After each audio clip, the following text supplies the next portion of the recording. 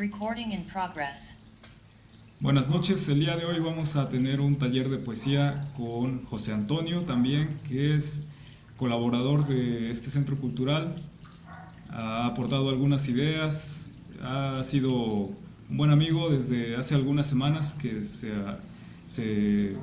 acercó a este centro cultural y bueno, hoy tenemos el gusto de tenerlo por aquí.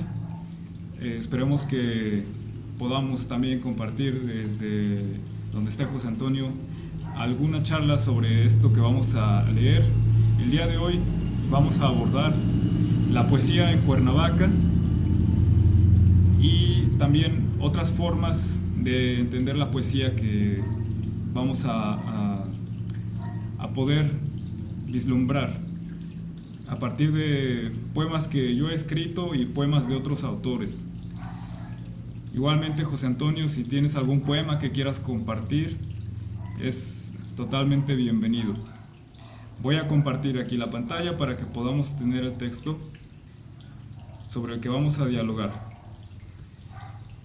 La clase pasada dialogamos al principio sobre la tesis de poética y convivialidad en un centro cultural llamado Dragón de Jade. En el primer capítulo, donde se habla sobre esta organización, este centro cultural y Cuernavaca, tenemos el apartado que es importante de conocer sobre el imaginario de Cuernavaca. Comenzaré leyendo este poema de Grace Conkling, Canciones para lugares. Cuernavaca, viejo México, no me dejarás ya estar cerca de ti, en la lejanía no me abrazarás. Y ahora ya no importa dónde estés, dónde estás. Las ardientes palabras que dijiste hace tiempo las olvidó mi corazón, pero nunca las estrellas que brillaron sobre nosotros.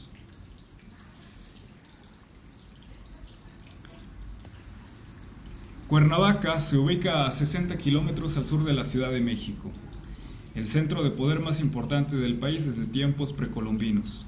Se asienta en un valle surcado por un sistema de barrancas que bajan desde el glacis de Buenavista a los pies del corredor biológico de Chichinautzin, entre los 1300 y los 1800 metros de altitud. Esta diferencia de 500 metros entre las partes altas y bajas del valle da como resultado una gran diversidad biológica de especies nativas y exógenas. Por esta razón, el Valle de Cuernavaca cuenta tanto con especies características de bosques subtropicales de coníferas, donde abundan ocotes, pino y oyameles, así como con plantas propiamente selváticas, de sabana o de regiones semidesérticas. La temporada de lluvias abarca de finales de mayo a principios de noviembre, y la temperatura es bastante uniforme a lo largo del año, por lo que permite floración de distintas especies en épocas diferentes. Su clima, excepcionalmente benigno, le ha valido ser apodada la ciudad de la eterna primavera. Cuernavaca ha sido durante siglos la ciudad jardín de México por antonomasia. Desde tiempos precolombinos ha sido un lugar privilegiado por las élites de la capital. En sus alrededores se encontraban los jardines medicinales de Moctezuma, tras la conquista de México. Fue la ciudad elegida por Hernán Cortés para levantar su palacio, junto con las primeras haciendas azucareras de la Nueva España. 2 siglos después, José de la Borda, el hombre más rico del virreinato en el siglo XVIII, eligió Cuernavaca para construir su casa de campo con jardines botánicos y un estanque en su interior, alimentado por un manantial. La misma casa, hoy conocida como Jardín Borda, fue elegida por Maximiliano para ser su lugar de veraneo, un siglo más tarde. En el siglo XX, la historia se repitió con presidentes, políticos, artistas de cine y personajes extravagantes que decidieron hacer en Cuernavaca sus casas de fin de semana. A finales de los años 20 y principios de los años 30, Plutarco Elías Calles movía los hilos del país desde su casa de Las Palmas, donde se encontraba el Club de Golf Cuernavaca. Entre 1930 y 1960, ricos, poderosos y famosos solían hospedarse en su casino de la Selva, y hubo una fiebre inmobiliaria por poseer casas de campo en Cuernavaca. El caso emblemático es el de Barbara Hutton, la millonaria heredera del emporio Woolworth, quien eligió este valle para erigir la réplica de un palacio japonés en su propiedad de casi 5 kilómetros cuadrados, su milla. El clima de Cuernavaca se ajustaba a su ideal para los jardines exóticos que tenía en mente. Entre sus polémicos residentes lo mismo encontramos al depuesto Shah de Irán en sus últimos años, al mafioso Sam Giancana o la última reina de Italia, María José de Saboya. La profusa vida natural presente en el valle de Cuernavaca, aunada a un clima agradable y uniforme a lo largo del año, también ha traído desde siempre a gran cantidad de escritores y artistas. Para ellos ha sido un lugar de refugio y de creación artística. A mediados del siglo XX, Cuernavaca era una ciudad pequeña, con alrededor de 40,000 habitantes. Las casas y villas de opulentos mexicanos y extranjeros usualmente contaban con enormes jardines, albercas y fuentes, además de los espacios de habitar. En estas propiedades llamadas quintas, aparte del conjunto principal, también era común que vivieran los empleados domésticos, jardineros, mucamas, con sus respectivas familias. Donde antaño era la villa de una familia, ahora se alzan conjuntos residenciales o incluso colonias enteras. Lugares icónicos de la ciudad, como lo fue el antiguo Casino de la Selva, hoy en día son enormes plazas comerciales que no guardan traza de la gloria de sus mejores momentos. En poco menos de 50 años, su zona metropolitana ha visto multiplicar su población varias veces, abarcando en la actualidad también los municipios de Temisco, Tepoztlán, Jutepec, Tepoztlán y Xochitepec. Con más de 1 millón de habitantes, la zona metropolitana de Cuernavaca aún guarda inmensos jardines ocultos tras sus bardas, cubiertas de bugambilias, y sigue poblando la imaginación de innumerables escritores y poetas, como en su momento fue para Malcolm Lowry o Alfonso Reyes. Jardines, insectos, aves. El protagonismo de sus elementos naturales, más que los urbanos, parecen definir el imaginario que tienen los habitantes de Cuernavaca o las personas que buscan hacer una estancia larga en ella. Supervivencia como escenario para el placer y el descanso inspira desbordamientos afines a las cascadas y a pantles que la surcan. Es una ciudad donde se aparejan la serenidad y la embriaguez, la santidad y la locura, el desenfreno y la contemplación. Toda ciudad encierra misterios, sueños, deseos, miedos. En el deseo de todo viajero por encontrar la esencia de un lugar, se despierta el ímpetu por habitarla, ensoñarla, recrearla de manera artística. En el caso de Cuernavaca, mucho se ha escrito de ella como un lugar que incita a la serenidad, como en estos 2 sonetos de Alfonso Reyes. A Cuernavaca voy, dulce retiro, cuando, por veleidad o desaliento, cedo al afán de interrumpir el cuento y dar a mi relato algún respiro. A Cuernavaca voy, que solo aspiro a disfrutar sus auras un momento, pausa de libertad y esparcimiento a la breve distancia de un suspiro. Ni campo ni ciudad, cima ni hondura, beata soledad, quietud que aplaca, o mansa compañía sin hartura. Tibieza vegetal donde se amaca el ser en filosófica mesura. A Cuernavaca voy, a Cuernavaca. No sé si con mi ánimo lo inspiro o si el reposo se me da de intento, sea realidad o fingimiento. ¿A qué me lo pregunto? ¿A qué delirio? Básteme ya saber, dulce retiro, que solazas mis sienes con tu aliento.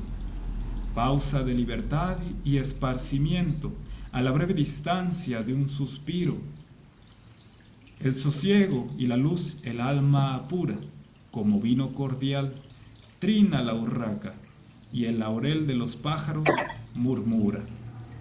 Vuela una nube, un astro se destaca, y el tiempo mismo se suspende y dura.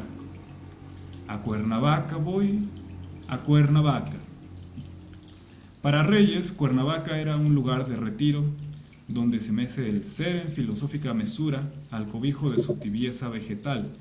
Cuernavaca lo invita a interrumpir el cuento y dar un respiro al relato, es decir, a la actividad. En 1952, cuando escribió estos sonetos, Reyes concibió este pueblo como un híbrido entre campo y ciudad. Al decir que está a la breve distancia de un suspiro, quiere decir que escribe desde la Ciudad de México. Cuernavaca es un lugar que permite la meditación y el sosiego para la simple y llana contemplación y hacer que el tiempo mismo se suspenda. A pesar de que la casa donde Reyes solía descansar estaba a 2 cuadras del centro mismo de Cuernavaca, él no se refiere a sus espacios urbanos para hablar de ellas, sino de sus laureles, urracas, pájaros, astros, luz, nubes. En Cuernavaca, el agua ha esculpido un paisaje único, barrancas selváticas que coexisten con la ciudad. Al fondo de ellas corren riachuelos de poco caudal, también llamados apantles. En muchas zonas de la ciudad brotan manantiales y no es raro encontrar casas que tengan en sus jardines ojos de agua.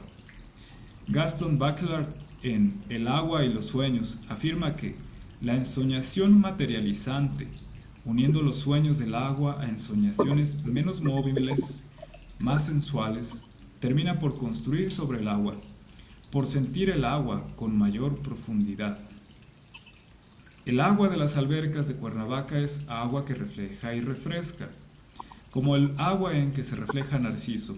Es un espejo, un instrumento de seducción.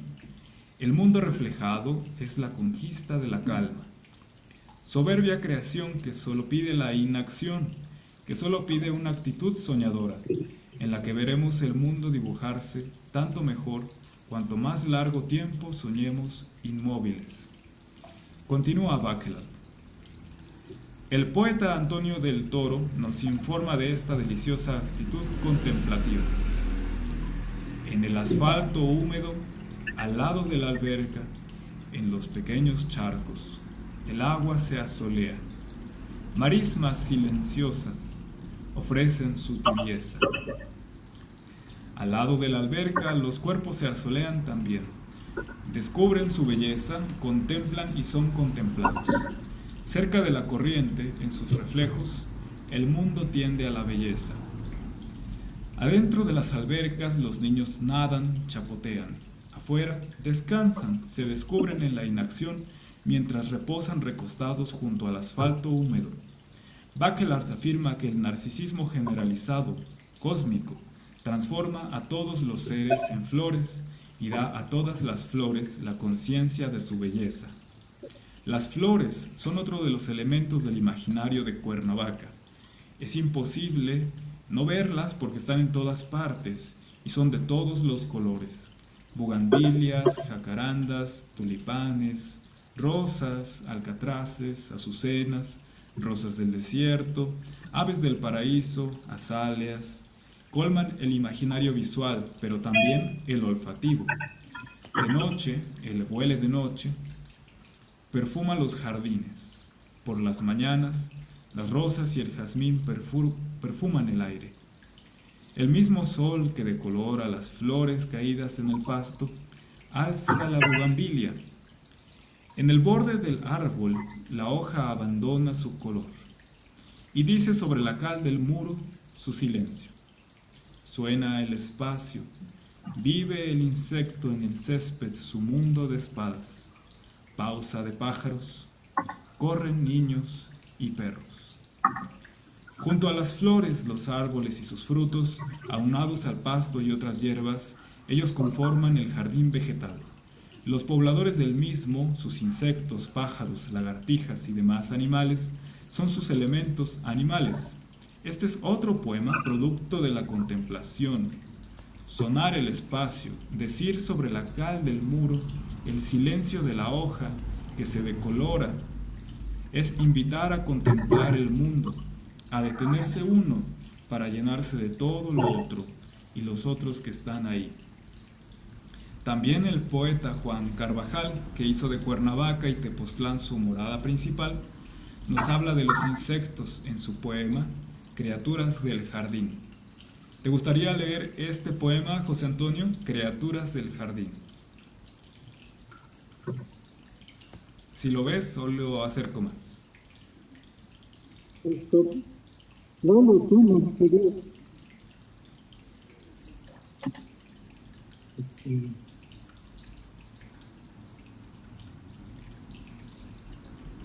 Allí está, Criaturas del jardín. Bueno, si quieres acercarte más al celular para que se entienda, tal vez funcione. Si no, no pasa nada.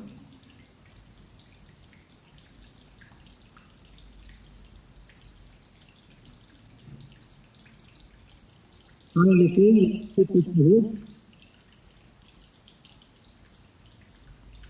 Ok, no entendí mucho. Creo que voy a continuar leyéndolo. Criaturas del jardín, seres alados, soterráneos verdugos del verdor. En otro instante mariposas que al instante son esposas del aire, de la luz. Trinos del corazón del jazmín y de la rosa de forma prodigiosa, de lo etéreo y eterno y la paz como un ente que se posa en el ser de toda cosa, en la vibrante sonoridad, invisible, confidente y luminosa, condición del jardín, su soledad perenne, el silencio de su música y su amor como sutil caricia, de su conversación eterna con aquellos que lo aman, que se vuelven, al hacerlo, transparentes criaturas del jardín. Otros poetas residentes de Cuernavaca suelen usar imágenes de sus jardines para evocar otras reflexiones.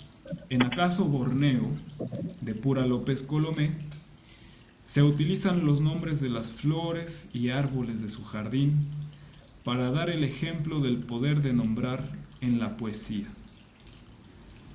Digo anturio o astromelia y se enciende alguna flor de un infernal color rosa y otra de pétalos rayados sobre fondo sin fin. Floresta y emerge el siglo de oro, su modo de bautizar un bosque ameno. Algo me secretea, si cantaras en letanía el entrevero de aquel huerto infantil, Caimito, Nance, Zaramullo, Chinalima, resonarían selvas interiores. Y a propósito de este poema, Acaso Borneo, lo vamos a leer completo para tener más material que discutir y del que reflexionar.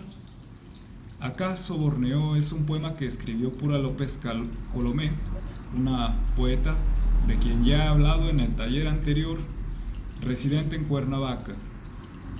Este poema lo leyó en cierta ocasión que se conmemoraba el fallecimiento del hijo de un poeta, Javier Sicilia, también avecindado aquí en Cuernavaca. Estaba este poeta y en este recital en el que Pura López Colomé le declamó y le dedicó este poema bastante pues desgarrador para este señor Javier Sicilia, que en 2011 pues perdió a su hijo a causa de la inseguridad que en ese entonces empezó a aflorar más en Cuernavaca. Y es un poema que sí incluye todo este imaginario de Cuernavaca, pero también incluye esta parte del dolor. Y Borneo, bueno, ¿qué tiene que ver con Cuernavaca? Este lugar. Bueno, ahora vamos a ver. Debo ser tu guía y quien te lleve desde este sitio humilde hasta otro eterno. Dante, en el infierno, canto 1. Desde la madreperla de cualquier nombre que va escorando, apuntalando a uno entre muchos semejantes, se abre un túnel insondable y el atisbo de su equivalente equidistante, no su igual. Digo anturio o astromelia y se enciende alguna flor de un infernal color de rosa y otra de pétalos rayados sobre fondo sin fin. Floresta, y emerge el siglo de oro, su modo de bautizar, un bosque ameno. Algo me secretea, si cantaras en letanía el entrevero de aquel huerto infantil. Caimito, Nance, Zaramullo, Chinalima, resonarían selvas interiores. En nada de esto pensabas tú, en compañía del príncipe indonesio. Lo innombrable te mantuvo a distancia, en reverencia. Iba en busca de su niña, natural de esos paisajes como él mismo o su prosapia, tanto así que no podía extraviarse nunca entre, cabe, sobre, cerca, a orillas de aquellos manantiales remolinos como la palma de su mano. Su vida, filial apego a cierta geografía, te mantuvo lejos, no demasiado, no para impedir que a ti llegara el aullido bestial del instrumento de aliento de un corazón que lo ha perdido todo. Sollozaba el hombre, el monarca, el padre, ante un cadáver infantil en la ribera. La maleza, la maleza, la maleza no lograba ensordecer la pena. Los nombres escondidos en el milenario juncal comenzaron a danzar al ritmo de las lluvias torrenciales, cadenciosas, vueltos plegaria volátil, cuerpo inconsútil, endecha que se eleva al Polo Norte o a la Antártida en invierno, resumando entre las miles de maneras de distinguir en este mundo un color blanco de otro, un color nieve tierna, uno para el frío acumulado varios meses, algo superlativo, un color hielo a punto, todo tan sí mismo como caluroso el verde al otro lado, al sur de las fronteras, el verde intenso, verde solo planta o malaquita, musgo en la piedra, en el acantilado, breña o tupido matorral. ¿Qué más da?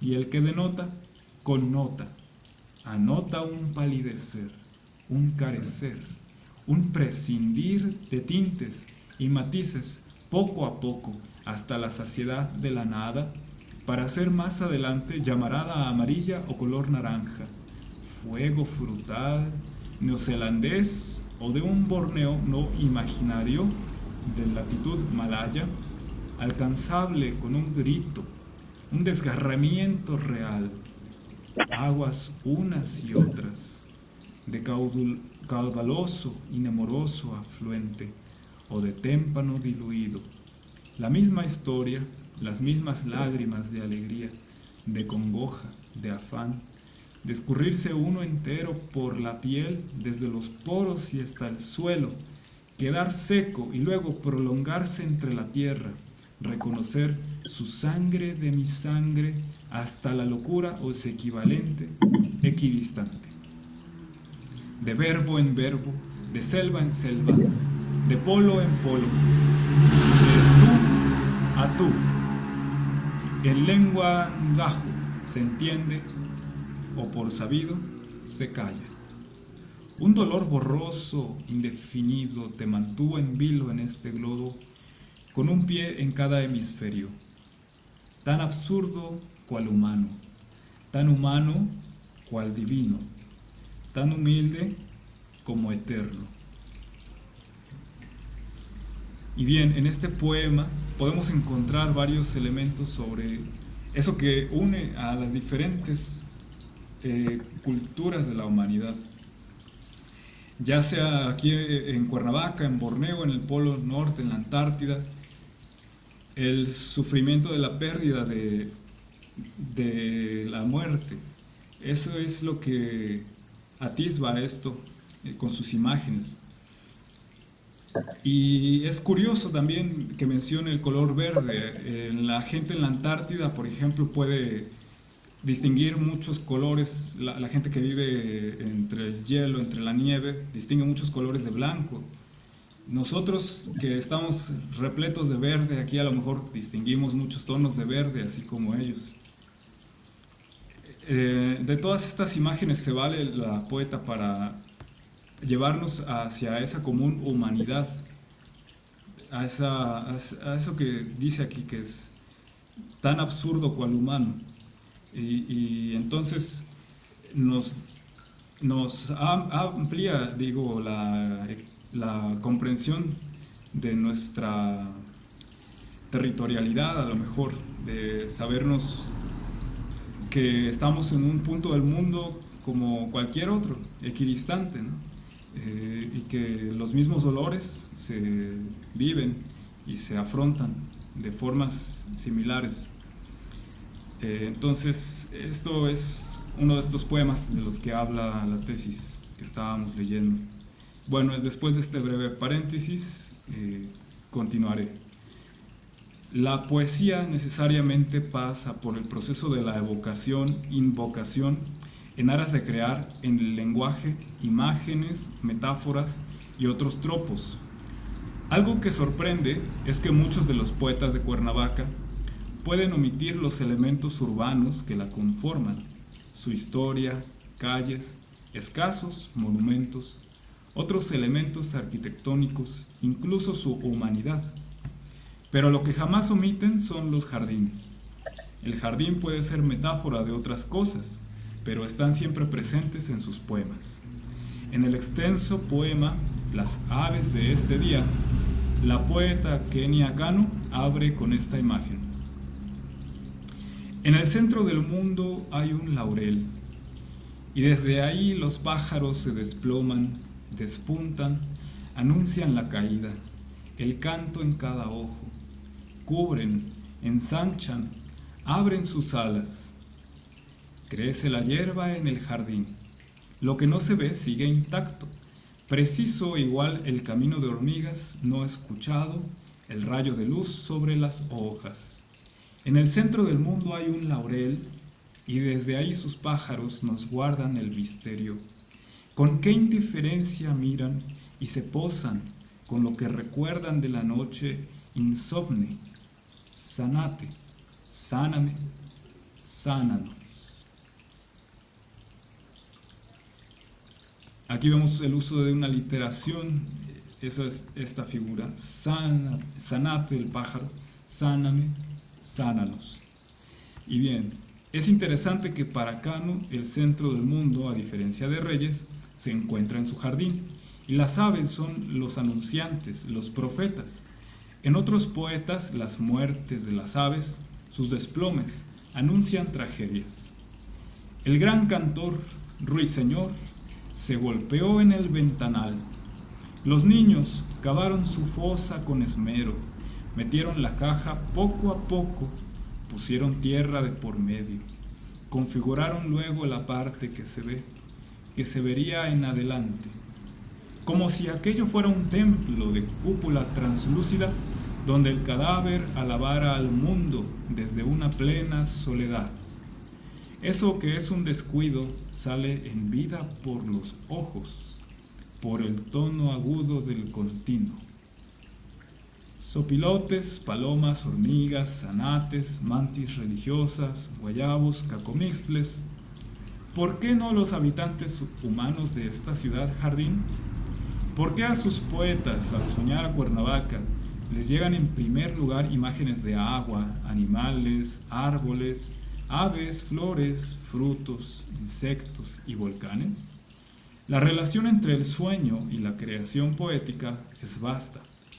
El ensueño, como forma liberada de la imaginación, contiene en sí potencias creadoras, como lo constataremos más adelante. Recordemos que esta tesis es sobre la experiencia de la poética en el Centro Cultural Dragón de Jade. Si les gustaría leer más al respecto, me pueden pedir este PDF y se los mando con todo gusto. Por su parte, Sartre nos menciona que lo que hace la naturaleza del sueño, Jean-Paul Sartre, el filósofo, menciona que lo que hace la naturaleza del sueño es que la realidad Se escapa por todas partes a la conciencia que quiere volver a aprenderla. Todos los esfuerzos de la conciencia se dirigen, a pesar de ella, a producir lo imaginario. Esto quiere decir que todo imaginario lleva consigo en el sueño una atmósfera del mundo. El espacio y el tiempo de lo imaginario se dan como cualidades internas de la cosa imaginada. En el mundo del sueño, las cosas aparecen tal y como la conciencia del que sueña libera las memorias de sus percepciones recreadas por su experiencia de manera inconsciente, de manera que estas imágenes son libres e infinitas. Por eso, no sorprende que quienes habitan Cuernavaca sean seducidos más por imágenes que tienen que ver con todas esas criaturas, en lugar de sus tortuosas calles que ascienden y descienden bordeando las múltiples barrancas de la ciudad. Es como si le dieran la espalda a la civilización, como si intentaran negarla. Tal vez sus habitantes evitan la sordidez del mundo desde la plácida languidez de sus refugios privados. Y bueno, después de esto vamos a leer más poesía. Podremos leer esto sobre excesos de la ciudad jardín, o sea, de Cuernavaca, en otra ocasión. También tiene que ver con la poesía, pero aquí ya es más una cuestión histórica sobre sucesos sociales y políticos que han surgido, que han sido un parteaguas en cuanto a algunas cuestiones radicales que no se veían, no se han visto en otro lado del mundo. Pero bueno, veremos eso después. Vamos a ver ahora un poema que refleja un poco esto de lo que hablaba en los últimos párrafos. Este es un poema que yo les comparto, aún lo estoy trabajando. Y esta es una imagen que justamente José Antonio conoció en una de nuestras charlas sobre una fuente que está reflejando el agua, que está reflejando a través del agua un edificio. Estas son luces de un edificio. Sí, entonces es como un ensueño, es como una imagen poética en sí que nos transporta a ese imaginario del agua y la ensoñación de la que hablábamos. 40 palabras para los días de silencio. No son 40, pero hace referencia a una cuarentena. Entonces, este es como en un tono como profético, así como de inspiración poética, algo que se avecina, ¿no? Es así como esta sensación que me dio estar encerrado, ¿no? Bien, abre bien las manos, habrás de recibir el oleaje del mar, la arena de un reloj antiguo y la sal de las flores marítimas. Abre bien los ojos, el tiempo se refleja en el horizonte, en la redondez de las cosas y en el agua. Abre bien el pecho, estar vivo es amar, siendo lo que el ser es, aunque nadie lo vea. 1. De tanto redondear la cifra, las palabras han quedado vacías, cual imágenes blancas en las honduras de un sueño. Cuando un dígito sigue a otro, la vida es un continuo no estar. Es un día sin número, en el que no sale el sol. Hoy guarda tu reloj, y si te preguntasen por la hora, indícales que es un secreto, bien guardado en el fondo de tu pecho. Cuenta los instantes eternos que pasan por tu cuerpo, cual gigantescas olas moldeando los acantilados. Siente cómo la vida en su inefable infinitud marca las horas con sus manecillas de flores brotando desde tu interior. Mira al cielo y verás la eternidad pasar a través de ti, como un repiqueteo de campanas ascendiendo desde el corazón. 2. Las multitudes se apresuran a negar el espíritu para afirmar su cautiverio, aunque no sepan lo que hacen. No desean vivir sin haber despojado su vida de toda vestidura. No deseo vivir sin haberlo experimentado todo. He escuchado decir a más de uno, y pasan caminando sobre los escombros del mundo, haciendo que las rocas se quiebren, chocando unas contra otras. Mientras tanto, el tejedor mueve los hilos de las conciencias, desatando los nudos del tiempo, para ver en el sueño del viento lo que nadie ha visto aún. Soy solo un vehículo de tu acción. He escuchado decir al artesano, y sus días pasa sentado sobre una fuente, moviendo las agujas al ritmo del agua. Cuando ha terminado su obra, levanta 3 dedos de su mano, mostrándola a quienes usan mal el fuego, y continúa tejiendo otro tapiz de sol. La luz dentro del agua en la fuente lava la sangre de los tapices como un signo de la vida eterna entre los muertos que creen vivir. Y sobre desiertos de cemento, entre los remolinos de hojarasca, se escucha un silbido anunciando un mensaje al tejedor. Y bueno, hasta aquí voy a dejar porque el tercer poema aún está en proceso. Y esto lo comparto un poco también porque contiene esta poética del agua y porque se hizo aquí en Cuernavaca. Yo no soy poeta de oficio como tal, solo soy un aficionado, pero en las imágenes me apoyo también de la música, del ritmo que aparece aquí, de cosas que tienen sonido, por ejemplo.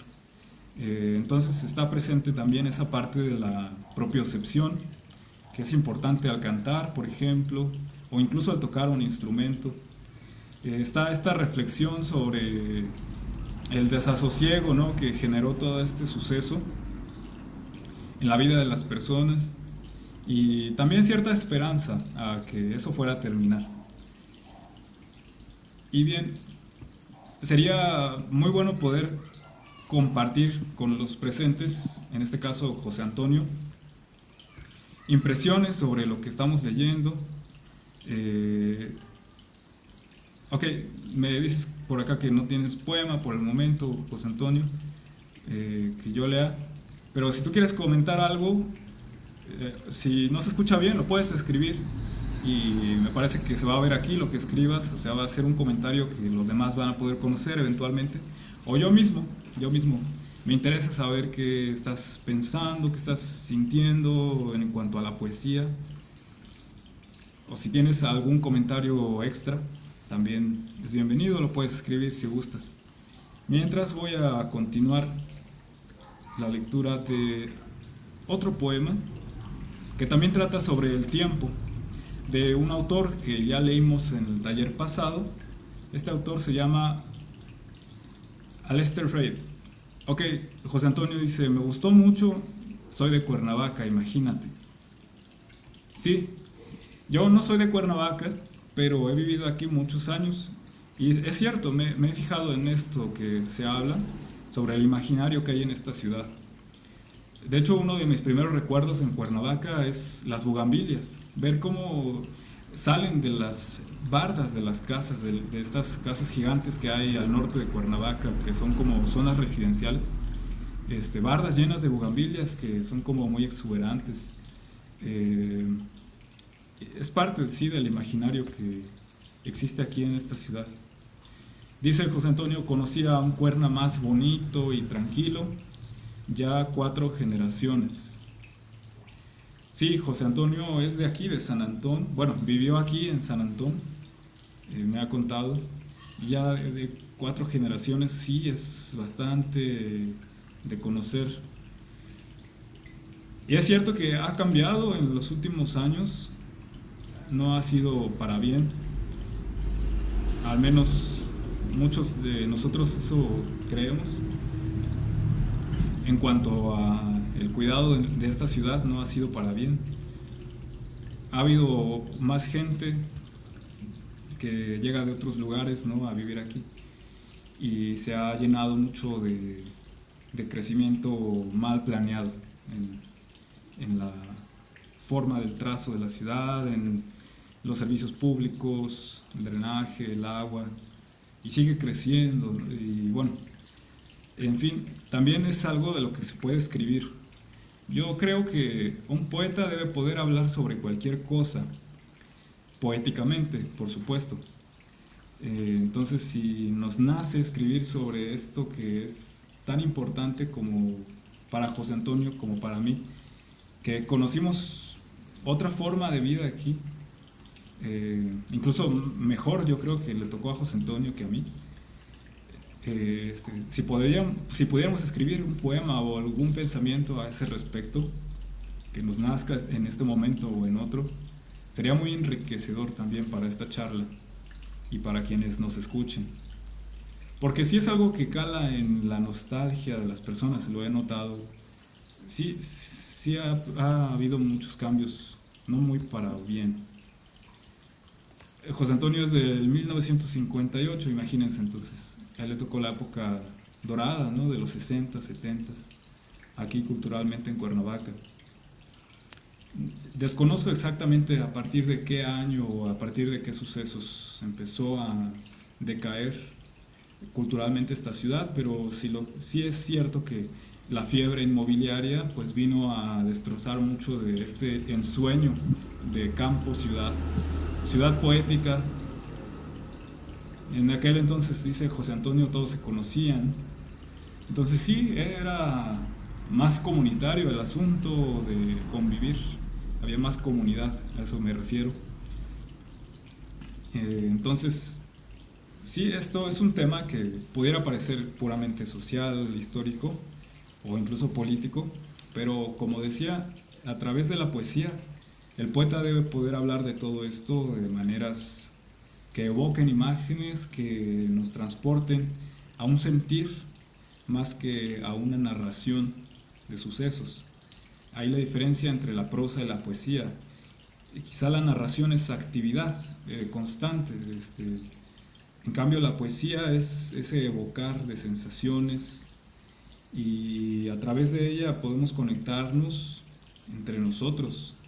Los seres humanos conectamos de formas insospechadas a veces y yo creo que sirve mucho a nuestro desarrollo personal hacer uso de la poesía. Vivían en paz, dice José Antonio, sí. Bueno, voy a continuar ahora con Curtido por el tiempo de Aleister Reid, un poeta escocés que se quejaba de hecho, de la forma de ser de los escoceses de Escocia, que era todo muy riguroso, digamos, no era como aquí en Latinoamérica que pueden pasar cosas insospechadas, allá todo está medido. José Antonio dice, José Antonio Flores, los poemas me llevaron justo a esa época de cuando era niño. Ah, qué bien, un recuerdo de cuando nuestra infancia. La poesía comienza desde la infancia también, con esos olores, con esos colores que vamos descubriendo por el mundo cuando recién nuestra conciencia se está formando, cuando está construyéndose, en esa época tan importante. Pues sí, siempre todos los poetas vuelven a su niñez, de alguna forma. Y justo José Antonio dice que él vivió todo lo que se describe en el poema. Entonces sí, la poesía habla sobre la vida, como vemos, o sobre la muerte, pero siempre desde este lado de la humanidad, ¿no? Desde esta temporalidad en la que estamos. Se comunica con algo más allá, ¿no? que sucede en nuestras almas. Y al respecto de esto del pasar del tiempo, podemos decir que Cuernavaca es una ciudad curtida por el tiempo, pero bueno, aún faltan cosas por ver en esta ciudad, yo creo que puede mejorar. En fin, curtido por el tiempo. Tengo la edad suficiente para haber visto a un árbol que al plantarse me llegaba a la rodilla, llegar 20 veces más allá de mi estatura. Hablando de esto, José Antonio, ¿no? De que le tocó vivir en su niñez todo eso. Tengo la edad suficiente para haber visto a un árbol que al plantarse me llegaba a la rodilla, llegar 20 veces más allá de mi estatura. Voy a intentar leerlo desde la perspectiva de mi amigo José Antonio que está hoy aquí, que yo creo que le va a resonar esto. Yo no he vivido tanto como él, pero trataré de habitar el poema en esta perspectiva. Haber visto casarse a bebés y a héroes ensordecer. Pero basta ya de tanto acentuar el sentido de la vida. Del vivir a través del tiempo, deberíamos ser conocedores. Por usar este rostro todo el tiempo, me he hecho consciente del mapa que es todo rostro, de su deterioro por dentro. Me encantan los rostros que han llegado tan lejos. Entre los surcos del rostro de mi padre brillaba un ojo por el que a veces se asomaba y se iba muy lejos, por cada uno de los anillos arbóreos de su historia. Me llena de azoro cómo se van curtiendo las cosas. La repisa de la chimenea de la casa en España, brillante por el paso de dedos. La huella de tantas manos apoyadas en el roble. Las fichas en el cajón que a veces toco. Un cristal curtido durante un viaje. El reloj que lució la muñeca de mi padre hasta volverse fina empanada de oro. Es un sutil equilibrio lo que afronta las encrespadas estaciones y aún así mantiene calma y calor. Merece enarbolar un buen nombre. Algo curtido por el tiempo. Pátina, resplandor y verticilo. El tronco del almendro lleno de nudos y fruto. Curtirme así es lo que me gustaría hacer bien.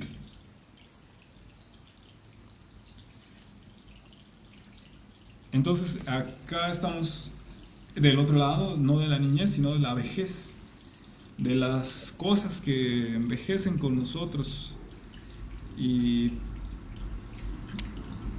que, bueno, nuestra sociedad es como muy renuente del envejecer, como que se ve como una tragedia, ¿no? Pero aquí en este poema es todo lo contrario. Es una experiencia espiritual, ¿no? Del pasar del tiempo a través de nosotros y de esa percepción de lo que cambia y de lo que no cambia también, porque nacemos, crecemos y algo en nosotros se mantiene, quizá en la mirada, en algo que es en nuestra conciencia, una luz, una chispa, no sé. Eso creo que tiene que ver con esta estrofa, ¿no? Entre los surcos del rostro de mi padre brillaba un ojo por el que a veces se asomaba y se iba muy lejos, por cada uno de los anillos arbóreos de su historia. Entonces pensar que somos los descendientes de tanta gente que ha vivido en este mundo, curtido por el tiempo, y nosotros estamos siendo partícipes de esta historia también. Bueno, también deja para muchas reflexiones sobre la poesía, sobre nuestro lugar en el mundo. Claro, sin llegar a cuestiones filosóficas, porque la filosofía y la poesía, aunque sí llegan a confluir, tienden a estar realmente por partes separadas. Lo veíamos en el taller anterior. Los poetas tienden más no hacia la erudición como tal, como un filósofo, sino a esta cuestión interna que hay en los niños de asombro y que se mantiene a lo largo de la vida de muchos poetas. No es cierto que la poesía sea algo solamente de jóvenes enamorados. Sí es cierto que se da mucho entre los jóvenes cuando afloran todos estos sentimientos. Tiene mucho que ver con una vocación de vida también. Justo este poeta que escribió este poema, Aleister Reid, pues menciona en sus ensayos que él ha hecho todo en su vida a través de una búsqueda poética, y eso lo ha hecho ver a los ojos de otras personas como alguien excéntrico. Dice José Antonio: justo en mi jardín planté un encino de medio metro y ya tiene como 5 metros después de como 2 años y medio. Sí, y va a seguir creciendo. Es un encino, bueno, wow, 5 metros. va a seguir creciendo. Los encinos creo que crecen más, ¿no? Entonces, es curioso, ¿no? Hay gente que vive en ciertas culturas donde al nacer se les planta un árbol, y desde que son bebés van creciendo junto al árbol y es su árbol. El árbol está unido a la persona. Entonces llega la persona a una edad adulta y el árbol también. Y sí, los encinos son enormes, dice José Antonio. Y bueno, José Antonio estudió biología, entonces sabe mucho de esto. Es muy bello también la biología, se lleva con la poesía. Tengo una amiga por allí que es bióloga también. Le gusta mucho escribir poesía y noto mucho eso en sus poemas. A ver si algún día viene acá. Que tiene mucho este imaginario también de la naturaleza. Porque yo creo que la naturaleza apega a algo interno que hay en nosotros. José Antonio vive en un bosque de pino encino. Sí, sí, por allá en el norte de Aguatlán, por Aguatlán. Bueno, perdón, ya estoy revelando tu domicilio, pero sí, él vive por allá. Él vive por allá y es muy bonito allí donde él vive. Huele muy, muy bello. O sea, todo eso que nos rodea sí nos evoca sensaciones diferentes a las que evoca una calle, ¿no? Y más en estas calles de Cuernavaca, ya todas llenas de basura, este, todas desniveladas y bueno, no es una crítica, pero descuidadas, ¿no? Y no tiene ninguna apelación estética hacia nuestra experiencia de vida, ¿no? Entonces se ha perdido mucha esa dimensión de nuestro territorio y de lo que construimos, sin planeación quizá, ¿no? En fin, bueno, dice José Antonio, era un paraíso mi Cuerna. Sí, sí, hablando de San Antón, por ejemplo, recién visitaba con una colaboradora de este centro cultural El Salto de San Antón y, y hablábamos, ¿no?, de este sentido de descuido que hay allí, que es tremendo, ¿no?, que es ilógico incluso. Pero bueno, no vamos a ahondar en ese tema ahora. En el taller de lectura sí estamos platicando sobre la memoria del pueblo de San Antón, sobre un libro de María Linda Suárez, que escribió sobre la restauración comunitaria de este pueblo de San Antón en el año 2003. Ahí se habla más sobre esto y también tiene la poesía, ¿eh? Ese libro también abarca esa parte. Hay poemas que se han escrito sobre el Salto de San Antón. Entonces, verdaderamente es un tema que nos debería importar, yo creo que a las personas que vivimos aquí, porque ser ajenos a ellos, ser indiferentes, pues lo único que va a ocasionar es una desconexión con el otro y con nosotros mismos, principalmente. Yo sí creo que el entorno natural influye mucho en el desarrollo de las personas y como centro cultural, centro educativo, de arte, de música, es importante que reflexionemos sobre lo que hay en torno a nosotros y procuremos cuidarlo y mejorarlo. No es nuestra responsabilidad ciertas cosas, por supuesto, pero sí desde nuestra trinchera intentar al menos crear diálogo, eso es bueno. Y ojalá que dentro de los próximos talleres de poesía y de lectura en los que se dan estas charlas podamos compartir más de nuestras vivencias, nuestras experiencias de vida, ya sea como habitantes de Cuernavaca o visitantes, porque hay por allí en el grupo de colaboradores un amigo que no es de acá, pero visitó Cuernavaca y quedó fascinado, hasta hizo un documental por allí, búsquenlo, está en YouTube, se llama Pierre Saint-John y tomó unos videos increíbles de Cuernavaca. Es interesante la visión de él, que no es de aquí. Es un artista también y que tiene esta sensibilidad, incluso quiere venir a vivirse aquí, ¿no? Por esta razón de que sí hay algo en Cuernavaca que apela a ese sentido profundo del arte y que sí deberíamos cuidar como artistas, más que nada, ¿no? Debería importarnos, ¿no? Si nos dedicamos al arte, cuidar esa parte del antecedente artístico e histórico en Cuernavaca, que es un fuerte para nosotros que estamos aquí.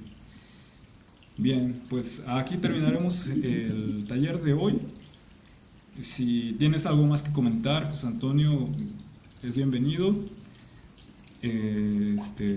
Hoy solamente vino José Antonio. Ojalá que vengan más personas también, que charlemos, que nos conozcamos, porque no todos nos conocemos entre sí, de los que estamos en este centro cultural. Y bueno, extenderles las invitaciones a los eventos que se van a realizar una vez al mes, cada viernes, alrededor del 22, 23, en esas fechas se van a realizar eventos. El próximo es el 22 de marzo, vamos a proyectar unos cortometrajes de los miembros que conforman este centro cultural.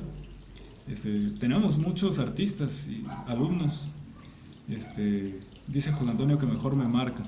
Bueno, está bien, sí, porque creo que hay problemas aquí con la llamada de Zoom. Bueno, ya termino por aquí y les agradezco si llegaron hasta este punto de escucharnos y de compartir con nosotros. Nos veremos el próximo viernes a las 8 p.m. Pueden venir, pueden estar aquí, nada más hay que tocar porque ya está cerrado, o pueden conectarse por Zoom. Les agradezco y buenas noches a todos y a todas. Gracias.